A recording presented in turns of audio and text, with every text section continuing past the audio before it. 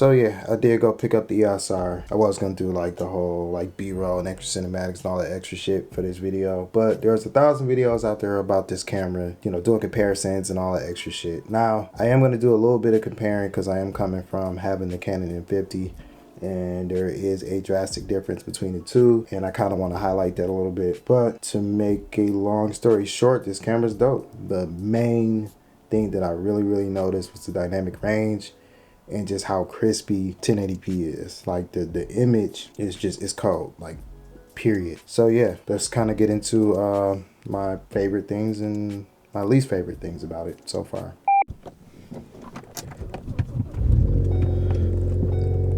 This leads me to my next subject, and this is one of the things that I also noticed when I first picked this camera up, and that is the size and weight of the camera.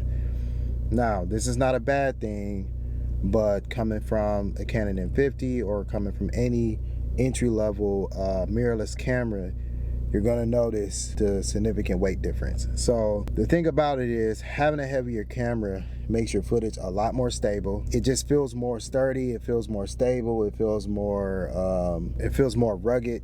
And so I kind of like that. I can't say that that's a bad thing. It's something to note. If you're somebody that vlogs a lot, it is a lot heavier than a Canon M50.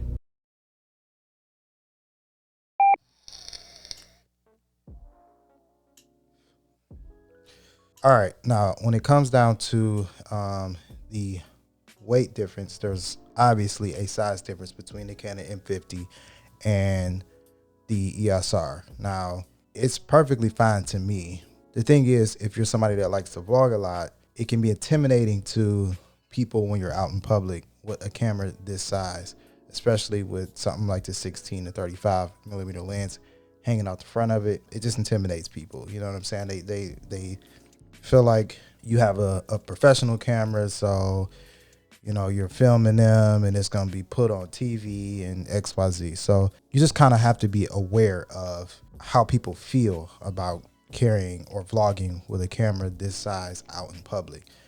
The one thing I do like about the M50 is that it's really small and compact, especially when you strip it down and you take, you know, when I take my cage off of here and I just got the small video microphone on there. It's really small, so it's a lot less intimidating. You can be a little bit more discreet with filming out in public. I don't know, like it's just to me, you know, I would say if you're somebody that is not big into B-roll, somebody that's not into shooting, you know, high quality video, then it's probably not worth upgrading to an EOS R, in my opinion. You know, this camera is really it's aimed at a certain type of person. So for me, I obviously could have just gotten the Sony a7 III, but I like how easy Canon cameras are. Like having the flip out screen so you can see yourself when you're vlogging, having the touch screen so you can easily, you know, change your settings and stuff like that from the screen as it's flipped out towards you. That type of stuff to me is super crucial for somebody that vlogs and also does professional work, or, you know, shoots B-roll and stuff like that. It's that middle ground. Now, is this camera suited for you? That, like I said, that all depends on the type of work that you do. If you don't vlog, then don't get this camera. There's no point in you getting this camera. You should just go with an a7 III or something like that. If you're willing to wait, we do have the R5 that's coming out from Canon. That's sounding like it's gonna be like the holy grail of cameras.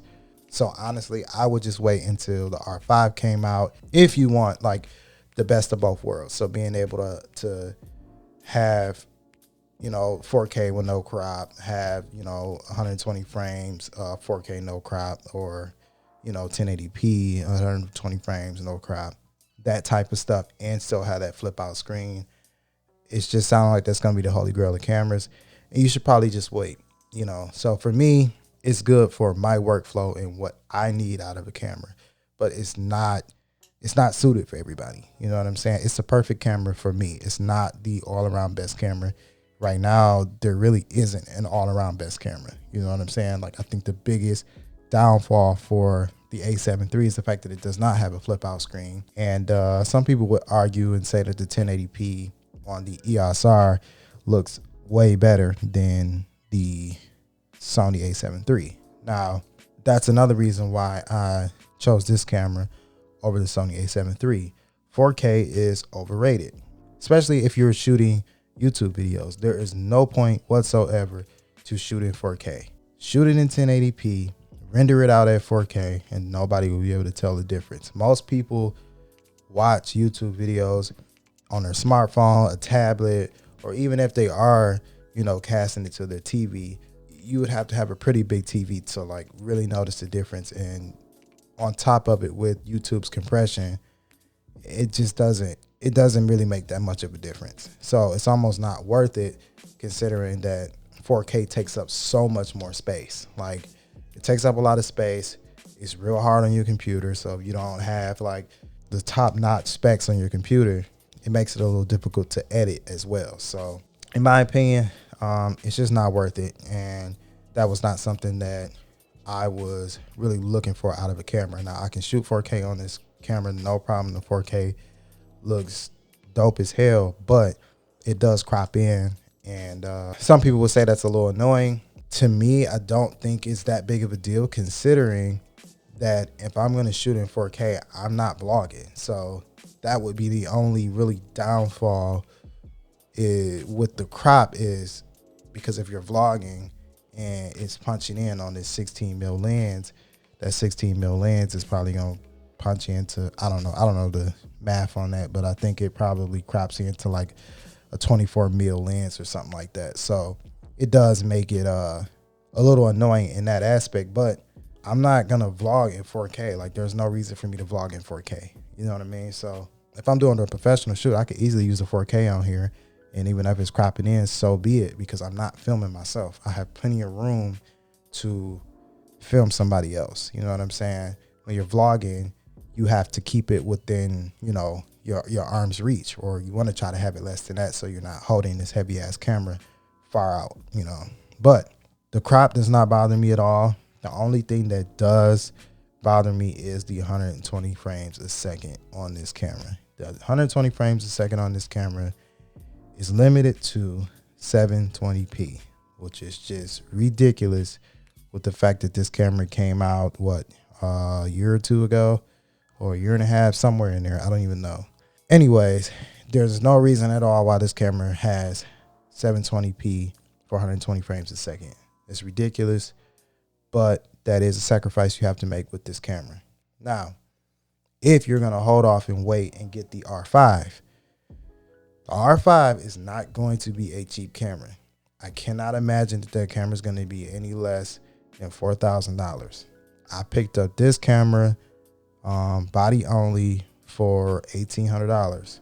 With the lens, you add another $1,000, or you can get this lens used for like $700 to $800, right? So you can save a little bit of money there. But either way, I got an entire camera for, you know, less than $3,000. I'm willing to bet that R5 is going to be like $4,000 for just the body. There's no way that a camera with that amount of specs is going to be anything less than that. I just can't imagine that. Now, if they do that, they're going to kill a game. If it's less than $4,000, Canon is going to kill a game. But I just can't imagine that. So I would say keep in mind the price of the R5 and how much it's going to be, and factor that in. You know, do you really need those specs is the question. You know, the main thing for me, and what would be the deciding factor, is again the 120 frames a second. The no crop for 4K, that's dope, but it's not a deal breaker. You know what I'm saying? So for me, if I was to wait, or if I was to get the R5, I think the main thing that I really would be interested in is the 120 frames a second, and they're saying up to 4K for that, or 1080p. With no crop, and you get dual pixel autofocus. And there was one more thing. What was the other thing? Oh, and then you can pretty much shoot everything in RAW too. So that's like a big deal. if you're somebody that has done photography and you have shot raw, which you should be doing anyway, you get the same amount of flexibility with raw video as you do with raw photos. So if your footage is overexposed or slightly underexposed, you have the flexibility to correct that in post. It's crazy how much you could fix a photo when shot in raw. Like, I've had pictures 3 stops underexposed and was able to work with it and create a dope ass picture out of it. So being able to shoot video in raw, while yeah, it's kind of cheating in a way, because it kind of makes you lazy. Like, you might know that, like, man, this is for sure like not dialed in with exposure, but I know I can fix this shit in post. So who cares? You know what I'm saying? I can fix it in post. Who cares if it's not exposed? If you're somebody that's trying to shoot professionally, you might have to use other cameras other than the one that you own. You might have to rent a camera. You might have to use someone else's camera, or so on and so forth. And you kind of want to build the knowledge to be able to properly expose footage at all times. And yeah, so, shooting everything in raw will definitely hinder you in, the learning process when it comes to cameras. So my whole conclusion on this is, if you are somebody that solely vlogs, you rarely do B-roll, then do not upgrade your camera. Stick to something small and compact like an M50 and call it a day. You don't need that extra sharpness or that extra crispy footage if you're just vlogging. It should mainly be about the story, and people are not focused on visuals as much. You know what I'm saying? But if you're somebody that does put a lot of B-roll and stuff like that into your vlogs, then maybe it might be worth the upgrade, because you want your B-roll and shit like that to be extra crispy. But if you solely vlog and rarely do it, don't even worry about it. Don't spend the extra money. Get you a Canon M50, small, compact, and roll with it. You know what I'm saying? Focus on your content and not your visuals. But yeah, I love this camera. I think it's dope. I don't regret the purchase at all. So yeah, I'll see you guys on the next one. Make sure y'all hit that like button. Make sure y'all subscribe. And yeah, I'm out. Peace.